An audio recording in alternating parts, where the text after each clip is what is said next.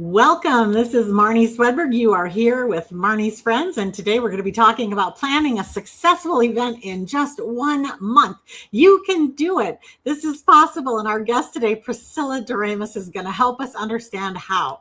So first of all, we're going to be talking about why limited time does not need to diminish your event, how the number one power play in planning can serve you, how to think outside the box, define success in planning your event, the definition and importance of a megaphone mom, how to communicate the vision clearly, and how to delegate tasks you lack time and expertise to complete.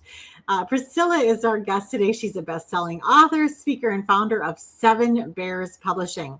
She began following Jesus at age 5 and holds a doctorate. Sorry about that. And holds a doctorate in chaplaincy from Liberty University. You can learn more about her over at Priscilla Doremus and invite her to speak via womenspeakers.com. I'm super excited to welcome you here now today, Priscilla. Welcome. Well, thank you so much, Marnie. What a joy to be with you today. We had such a good time chatting before we came online, and it's like I almost want to change directions and just talk about the amazing miracles of God, right? Right. We're gonna just stay focused here and do our planning training. You guys, we have a Women's Ministry Leadership Summit coming up here in just a couple weeks. Just go to marnie.com if you want to learn more about that. And right now you get a special teaser here, how to plan a successful event in 1 month. Now, 1 month is not very long to plan an event. And you say it doesn't have to diminish the event to have it not be planned way in advance. So talk to us about that. Thank you, Marnie. Absolutely. Timing does not dictate the outcome.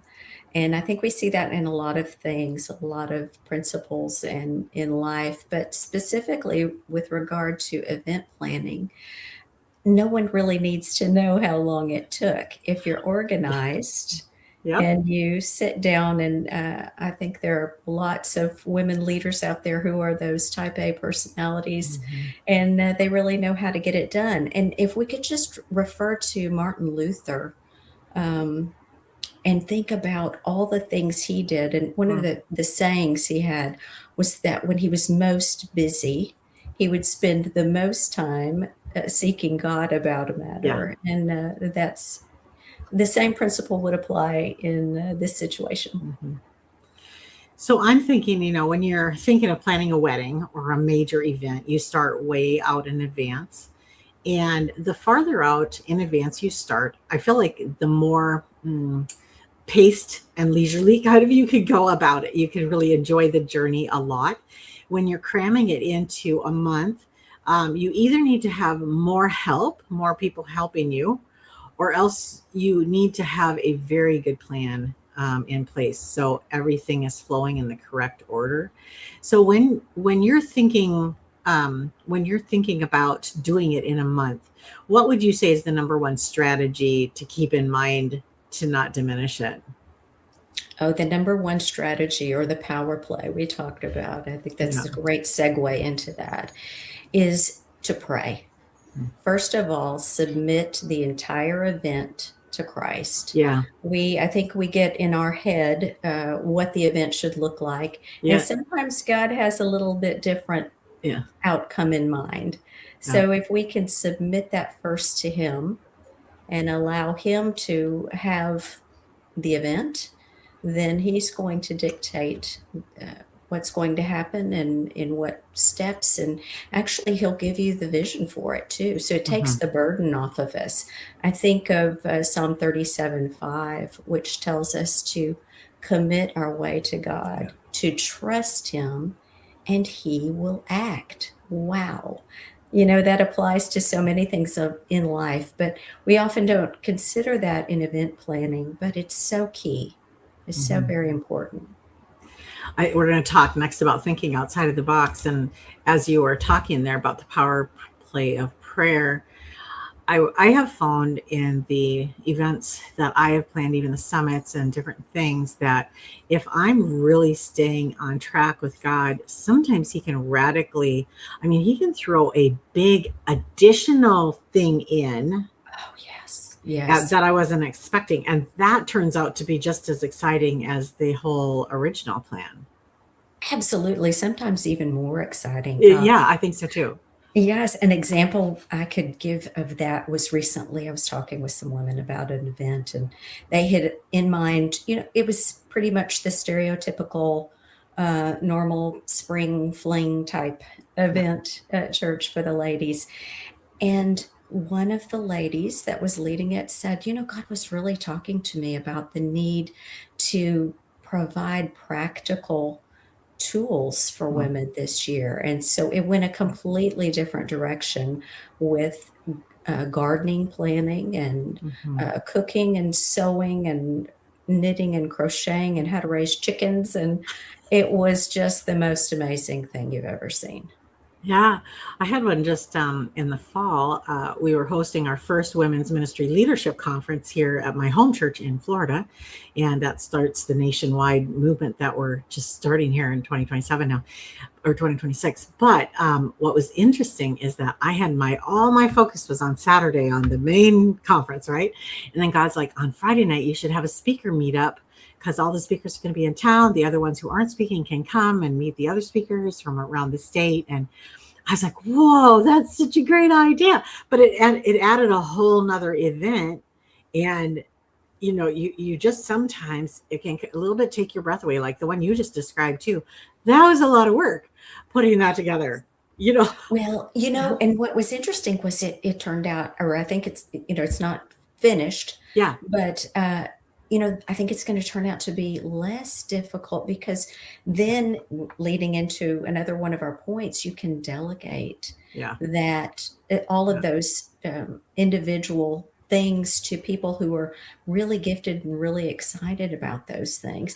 Whereas, I think in our flesh, I tend to be a type A personality. And if you throw something different outside the box for me, I'm really not interested. I've got my agenda, right? Yeah, But right. God doesn't want us to be that way. I think he wants to take control and say, sweet pea, you don't have to worry about it. Yeah. I've got this and I've got you and I've got it all. And I love in what he did with your group is that then you have more women involved in the leadership, in the planning and coordinating of it. And what that does then is all of a sudden now their moms and sisters and neighbors and friends want to come and support them as they're doing this. It's God's expansion plan. Right. Yes. Absolutely. Yeah. Absolutely. Yeah. So cool. That's awesome. Well, let's go ahead and define success in event planning. What isn't it? What is it not? That's such a great question. I think it's not our agenda. Yeah. And it's not numbers. I think we tend to get hung up on numbers. If we have 100 people and we're planning for 50, that's a successful event. And I don't think God defines things that way. He, the Bible talks about, I believe it was when Saul went to find David, and he went through the sons, and he hadn't seen David yet, but he had picked out several that he thought were the right candidate, and they didn't look right. So I think God's definition of success is not what it looks like as we see it. Yeah. So how do you find it? So I think that you let God define it. I think you spend time in your prayer closet and you allow God to define success for you. And I think that relieves you of the burden. Yeah, I love that. And I just was thinking, as you were saying it, I was just thinking, right, God, well, how do you define a success for this? How do you define it? And what I've found is that in my own heart, as I've done that before, even presenting as the speaker at things, how does God define success for me there? Or coming on an interview like this, how does God define success for me here? It's oftentimes the one. That's what he'll put in my heart, is you're doing this for the one. Yes. And what happens is when you do it for the one, everyone who's there benefits, but you're not so focused on everyone. You're focused on the one that you're doing it for. and that's Jesus, but it's also the sheep that's lost or whatever. I mean, he defines the one in his own way. For me, it brings it down to something that's very tangible and doable with I him. could not agree more. And I think that that's so important to remember that we may not even see the fullness of the success Right. in the event in this life. Oh yeah. I don't think we ever do, actually. I think Yeah. we only ever see the tip of the iceberg. And that's one of my favorite thoughts about heaven, is that I think because God loves stories so much, like he could have written us an encyclopedia, but he didn't. He wrote us a storybook, He loves stories. And Yeah. I think in heaven, from the safety of heaven, when we aren't here submerged in the pain of life, I think from the safety of heaven and eternity, I think we get to see the rest of all of these stories. I do. That's going to just take forever for us to see the rest of all the stories and to see how, one little thing that was said or a hug that was given in a moment changed the whole trajectory. That's so exciting. It is. It's so exciting. That makes me want to plan an event right now. There we go. Well, that's how we should feel. That's awesome. What is a megaphone mom and why is she important? Oh my goodness, we all have a megaphone mom in our life, and I am not that person, but I know exactly who to go to. Uh-huh. The megaphone mom is that person who is the ultimate networker. Marnie, you might be megaphone mom. I'm not sure, but and they know everybody. They know everybody's strengths. They know how to get the word out, and they know how to find that person or the thing that you need. I know exactly who to go to when I need the word to get out. And you need to find, when you're planning an event, you need to engage Megaphone Mom. If you don't know who she is, ask your friends. They know who Megaphone Mom is, and they will engage her for you. What's really fun about it also is that it delights her because that's how God created her. Yes, what a gift. Yeah. What a blessing that is. And I just love our giftedness and how it fits in so perfectly to event planning. Yeah. Because each person gets to use their gift and thrive Right. and benefit the whole group. It's so Yeah. beautiful. It's just such a perfect picture of the family of God, right? It is. Yep. All the arms and legs and eyes and ears and all that. Yeah. Yes. Okay. So I'm going to circle back around to your day job. So you are a speaker, you do all kinds of things, but your day job is with a corporation. That's right. And in your corporation, you have like business strategy, visions, and mission goal statements and all this, like that. So as you're talking to us about communicating vision clearly, I want you to kind of compare it to a business vision or mission. What's the same? What's different? Wow, that's such Put a you on great the spot. question. Sorry. Yes, no, this is good. I like to be put on the spot. So the same. It is the same in that you have, I would say, the big picture is the same. You're communicating a big picture goal within your event. That's the same in business as it is in women's ministry planning of an event. Different is who you're after or who you're drawing. In a business event, it would probably be either a very specific subset in the company, Right. whereas in the women's ministry event, I believe God wants us to cast a wide net in the deep end of the ocean, right? Love that. So to me, it's more fun in that venue, in that arena, if I might say it that way. One of the things that's coming to my mind, I hadn't thought of it when I asked you the question, which was just spur of the moment. So we'll just say the Holy Spirit's helping here. But anyway, one of the things that came to mind when you were talking was in a business event setting, typically there are some financial or reciprocal goals that are attached to the investment of money and time and resources into hosting that event, whatever it is, whether it's telling your team thank you for a job well done, or whether it's recruiting new clients, or whatever the event is. There's typically a reciprocal thing going on. In women's ministry, I feel like so much, it's very much of a giving, just an outpouring of the love of God to whoever will come, and not saying, if I don't get this back out of it, it's not going to be okay with me. We don't have that same kind of premise going into a women's ministry event. And some of the things that I have heard after events that I've worked on are, I just felt so loved. I felt like they had done it just for me. Things like that. And so add on to that, or tell me what you're thinking about when I say that.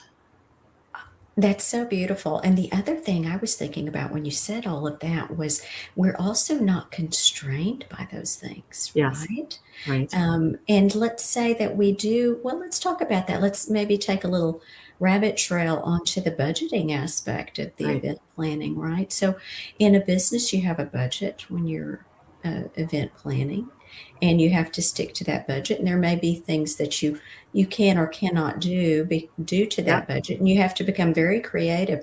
Well, in that regard, it is the same in women's ministry event planning. However, there are amazing things that occur when you give it to God, with regard to multiplication. And I know you've seen it, Marnie. I've heard examples. Yeah, and I have too. So I think that is another difference that is so beautiful in this regard. And so we are and are not constrained by those things. Right. I want to just go back to the example I shared earlier about the Women's Ministry Leadership Conference in the fall. And so first it was that I was supposed to add this Friday night party for the speakers. And it was going to be at a host home, a lovely, lovely host home. And that week her water main broke. And so instead it was going to be at my house, which is not a huge, lovely space. It's just great, but it's just not like hers was. Hers was like a magical wonderland. And so it had to be here. And then I was okay, now all the food's got to be from me here. So I had just been at a grand opening of something else, and they had charcuterie boards. And I thought, okay, that's what I'm doing for Friday night is charcuterie. So I started to work together, and God said, now you get your gals from your church together on Thursday afternoon to help you do the charcuterie boards and teach them how to make roses and rivers and all that. And I'm like, God, I cannot fit another thing into this week. But you know what? We did, and we had the best time. And I just think when we just let God orchestrate it, let God order it, it all works out. And those two events, the Friday night speaker event and the Thursday church women's event, were very last minute. I mean, that was like less than 2 weeks or less than a week between when the idea came and when it was actually put into practice. So I think when we go back to where we started here, communicating vision clearly, I feel like the core is this is God's event. And here's kind of the ideas that we have going forward. I always do a vision and mission statement for everything I do, for any major undertaking. So I hear God's heart. I just ask him, who's this for? What's this supposed to look like? And I just go through it all and then hold it with an open hand after that. I love that, because that keeps us from putting it in our own box. Yeah. And it allows God limiting to expand. him. Yes. Allows him to expand the vision that we might have in our mind and do with it what he would choose. Let's talk about delegation for a little bit. We mentioned earlier that sometimes God's idea is bigger than ours or way different from ours, and it requires bringing in people that we didn't even have on the radar to begin with. Yes, absolutely. And I think part of that sometimes begins where we end, and where our talents run out.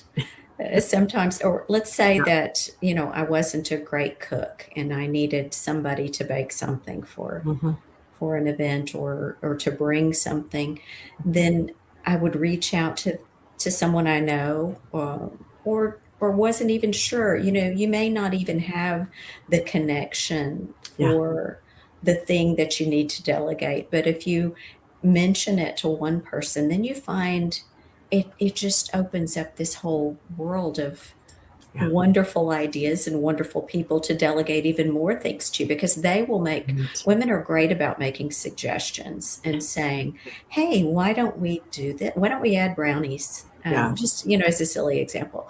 Well, sure. Well, if you're going to make brownies, I'm going to make cookies. Okay. Well, how about, this and that? And well, and then it just grows and it becomes such a beautiful thing. And you didn't have to lift a finger.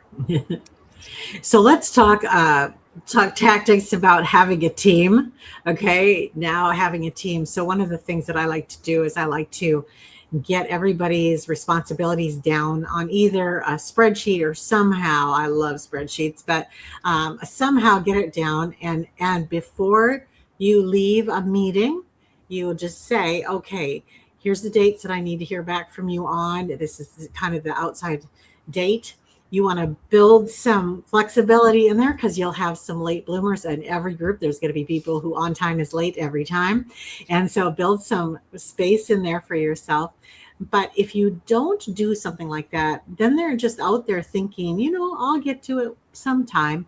They don't have a deadline of any kind. And I feel like for me as a leader, I feel like it's really more fair to them to tell them my expectation is that I would see this, 2 weeks in advance of the event or a week in advance or something like that. What are some other delegation strategies that you use?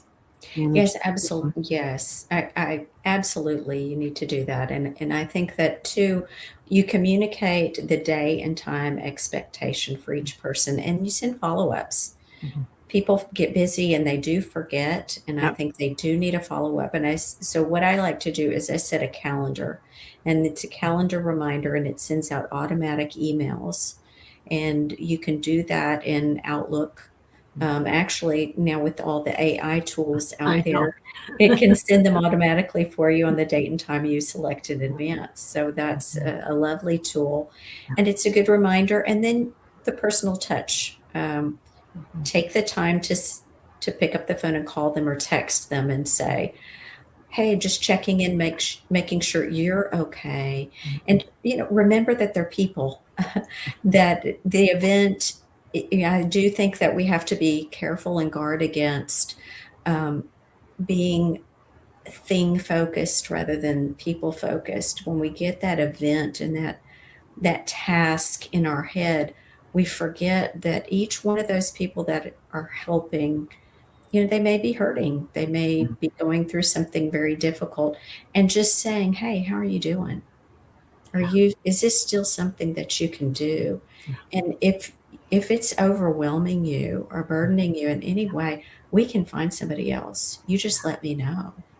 And showing that you care is going to make all the difference as well, because some women are going to come to you crying and they're going to say, I just can't do it. Yeah. It's going to happen at some okay. point. It is okay. And I think to just keep reminding yourself, it's so funny. I was thinking reminding yourself and reminding God, but it's so funny because in the morning, every morning with the ministries that I manage, that I run for God, every morning I just sit down with the financials and I just put the numbers in, just so that he knows that I know that he knows. Not my problem. I'm the CFO. I'm just the chief finance officer. I'm not in charge of making the money. I'm just in charge of telling him what's available, and then he's in charge of making the money. But but I think with planning, it's the same concept in that don't take it all on yourself as the planner. It's okay. It's God's program. And as long as you keep that forefront, then when someone steps out or a crisis comes up, you're just like, well, that looks like a challenge. God, are you up to it? And tease around with him and just watch what he's going to do. Absolutely. I couldn't agree more. All right. the fastest way to find an amazing speaker in a short time. I hope you're going to say go to womenspeakers.com. Absolutely. That's exactly what I was going to say. It's a perfect segue. You've got that one down, Marnie. You know, there are so many speakers. For 10 years after I started womenspeakers.com, and God put in my heart immediately after I started it. So I started it in February or March of 2002.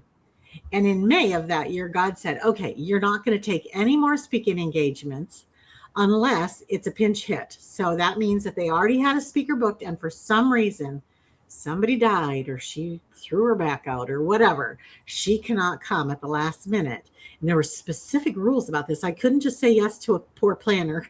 It had to actually be this set of rules. And if I could go, then I could go speak them. But otherwise, I could not take one single pre-booking. That lasted for 10 years. And that was shocking to me. Like, why would you give me this huge ministry, putting all these speakers with planners, and not let me go? Because I love to speak. But God knew what he was doing, because that fall, my husband bought us a restaurant that I needed to manage, and we were still homeschooling kids. And then 6 years later, bought a retail store that I ended up managing. God knew what was going to happen in those 10 years, that I would not be able to just keep going. But why I bring this up right now is to swing back around to what I found happened. So a planner would find me as a pinch hitter, and she would reach out and she'd say, we just lost our speaker. We've been so looking forward to having her for a year, and something major just happened to her. She can't come. And so can you come? And I would say, I'll get back to you in 1 hour. And so I'd check with all the different businesses and everybody I had to check with. And then I'd call back and I'd say, I am available. However, now that you know I'm available, I want you to just pray about it. And I want you to just ask God if there's somebody right there in front of you who's supposed to fill this opening. And 9 times out of 10, when they weren't under pressure anymore, they could see what God had right there in front of them to solve their problem. So I just think sometimes when you're a planner, when you're under stress, something's bad going on, just breathe. Know that this is God's thing. It's not your thing. It's going to be okay. And, you know, the fastest way to find an amazing speaker, if you need one, is just go to womenspeakers.com. But also just look around. Look around. There's probably somebody right there that you didn't consider. You didn't consider. Mm-hmm. Yes, and they might be better than anyone else you considered. Yes, I could not agree more. Just the hand of God. He loves to surprise us like that. It's such a gift. Yeah, and sometimes, I mean, I know that, you know, bringing in a speaker is so powerful, and I'm not in any way diminishing that. Obviously, that's what I do all day is match planners with speakers. So, you know, I'm for that. But also, you know, a lot of times, you know, when you just say, all of a sudden you're there and there's no speaker for whatever reason, she lost her voice at the last minute or whatever, and you just let the ladies share what God is doing in their lives. I mean, if you're just open to the Holy Spirit, you are going to find that you have an amazing program. Maybe not, like we said earlier, maybe not the one you thought you were going to have, but the one God knew you were going to have the whole time when he put it on your heart. Yes, and I cannot wait to get to heaven and see what he really did with all of that. Yeah, right. Me too. Me too. Well, this has been amazing. Thank you, Priscilla. How so great. Oh, thank you so much, Marnie. It has been such a joy for me. Well, you guys want to totally go check out Priscilla's website. Is Priscilla Doremus, DOREMUS.com. Also available over at womenspeakers.com to come share. If they go to PriscillaDoremus.com, what are they going to find there? They are going to find a lot of blog posts. They're going to find my latest books. They're going to find a link to a lot of wonderful resources and to the publishing website, sevenbearspublishing.com. That's awesome. Well, thank you so much for joining us. Loved having you. And I love being here. Thank you so much, Marnie. And thank you guys for joining us. Can't have a show without listeners and viewers. So thank you. Share this around. And God bless you as you plan your next event. We're here cheering for you. Have a great day. So until next time. Bye-bye.